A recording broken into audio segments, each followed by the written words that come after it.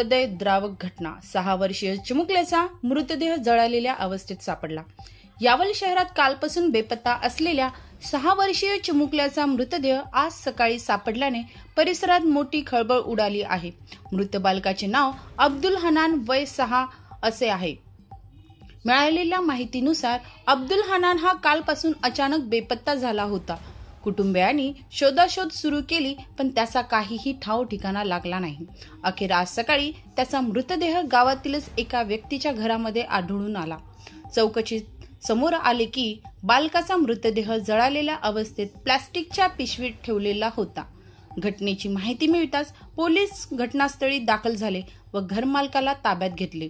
दरम्यान मृतदेहाला शवविच्छेदनासाठी शासकीय रुग्णालयात पाठवण्यात आले आहे। या घटनेमुळे गावात तणावाचे वातावरण पसरलेले आहे। पोलिसांनी गुन्हा दाखल करून तपास सुरू केला असून या प्रकरणामागील नेमके कारण अद्याप स्पष्ट झालेले नाही। या धक्कादायक घटनेमुळे लहान मुलांच्या सुरक्षेबाबत पुन्हा एकदा गंभीर प्रश्न उपस्थित झाला आहे। न्यूजसाठी प्रतिनिधी रमीज राजा, यावल, जळगाव।